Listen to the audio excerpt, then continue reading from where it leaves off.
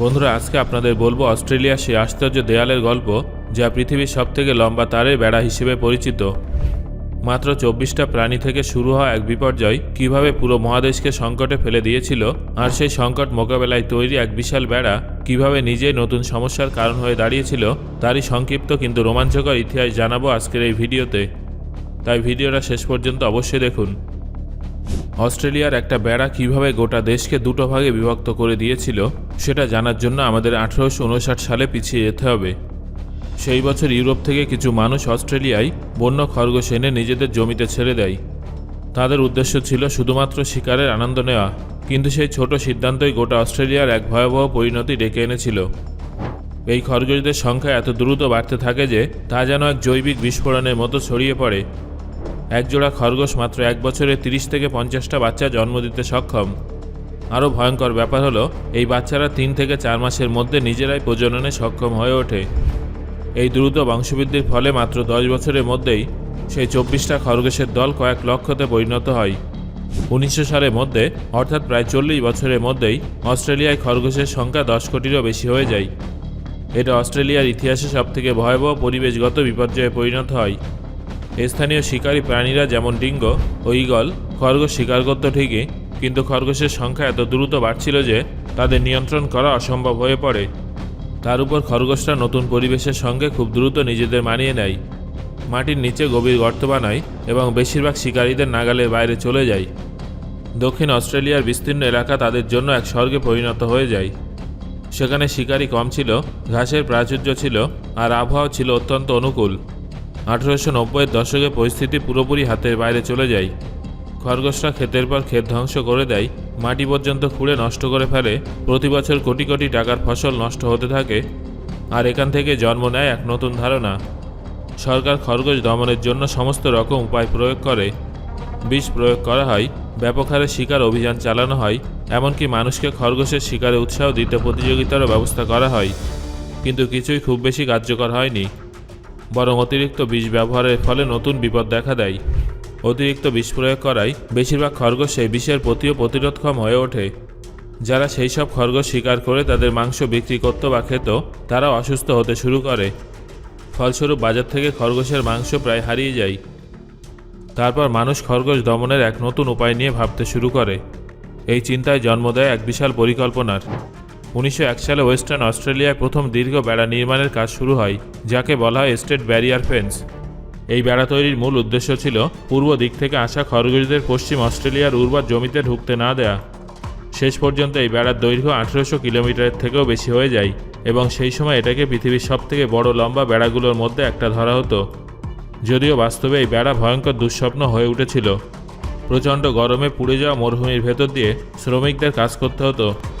চারিদিকে ধুলোঝড়, জলের সংকট এবং এবড়োখেবড়ো জায়গা, এইসবের মধ্যেই শ্রমিকদের কিলোমিটারের পর কিলোমিটার ভারী তারের রোল টেনে নিয়ে যেতে হতো, যেখানে কোনো ছায়া কিংবা বিশ্রামের সুযোগ ছিল না। উট আর গরুর গাড়ির মাধ্যমে জিনিস আনা হতো, প্রতিটা পদক্ষেপেই বিপদের আশঙ্কা থাকত। কিন্তু আসল লড়াই শুরু হয় বেড়া তৈরি করার পর। বালির ঝড়ে বেড়ার বহু অংশ ঢেকে যায়, কোথাও কোথাও বন্যার জল বেড়ার অংশ ভাসিয়ে নিয়ে যায়। তাও কিন্তু শ্রমিকরা দমে যায়নি। তারা দিনরাত এক করে কাজ চালিয়ে গেছেন, কারণ পিছিয়ে যাওয়ার মানেই ছিল আবার খরগোশদের আক্রমণ। এই প্রকল্পে খরচের পরিমাণও ছিল বিশাল।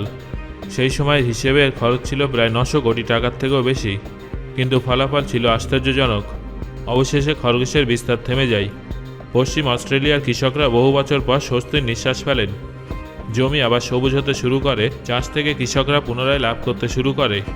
এই সাফল্যের পর সরকার কিন্তু এখানেই থেমে থাকেনি। 1920 সালের পর আরও বেড়া তৈরি করা হয়।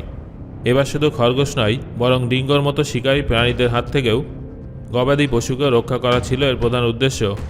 ডিঙ্গো হলো অস্ট্রেলিয়ার বন্য কুকুর, যারা ভেড়া ও ছাগলের জন্য বড় বিপদ ছিল। শুনতে সহজ লাগলেও অস্ট্রেলিয়ার মতো দেশে পশুদের আটকাতে বেড়া বানানো মোটেও সহজ কাজ ছিল না। প্রায় 76 লক্ষ বর্গ কিলোমিটার জুড়ে বিস্তৃত এই দেশে জঙ্গল এবং মরুভূমির মাঝখানে সোজা বেড়া টানা ছিল একটা বিশাল বড় চ্যালেঞ্জ। শুরুর দিকে এই বেড়া শুধুমাত্র খরগোশ আটকানোর জন্য বানানো হলেও সময়ের সঙ্গে সঙ্গে এর ব্যবহার বদলে যায়। ধীরে ধীরে এটা এমনকি কিছু জায়গায় ক্যাঙ্গারুর নিয়ন্ত্রণেও ব্যবহার হতে থাকে। তবে পশুপালকদের কাছে সবথেকে বড় শত্রু ছিল ডিঙ্গো। তাদের ঠেকাতে অস্ট্রেলিয়া যে বিশাল বেড়া তৈরি করেছিল তা আজও এক অনন্য রেকর্ড হিসেবে ইতিহাসে রয়ে গেছে। এই বন্য শিকারী কুকুর, ভেড়া ও গবাদি পশুর উপরে হামলা চালাতো এবং কয়েক বছরের মধ্যেই কৃষকদের কোটি কোটি টাকার ক্ষতি করে ফেলেছিল। পরিস্থিতি এতটাই খারাপ হয়ে যায় যে সরকারকে বড় সিদ্ধান্ত নিতে হয়েছিল। আর এখান থেকেই জন্ম নেয় ডিঙ্গো ফেঞ্চের ধারণা। একসময় এই বেড়ার দৈর্ঘ্য ছিল 5600 কিলোমিটারের থেকেও বেশি। আজও এটা প্রায় 5300 কিলোমিটারের থেকেও বেশি লম্বা। অস্ট্রেলিয়ার এই ডিঙ্গো ফেঞ্চ আজও বিশ্বের অন্যতম দীর্ঘ মানবসৃষ্ট কাঠামো। হাজার হাজার কিলোমিটার জুড়ে বিস্তৃত এই বেড়া দেশের সবথেকে দুর্গম ও জনমানবহীন অঞ্চল পেরিয়ে এগিয়ে গেছে। কিন্তু মজার ব্যাপার হলো, শুরুতে এর উদ্দেশ্য একেবারেই ভিন্ন ছিল। 1880-র দশকে এটাকে খরগোশ ঠেকানোর জন্য বানানো হয়েছিল, কিন্তু সময়ের সঙ্গে সঙ্গে লক্ষ্য বদলাতে থাকে। 1900 সালের শুরুতে এই বেড়াটা নতুন করে নির্মাণ করা হয়।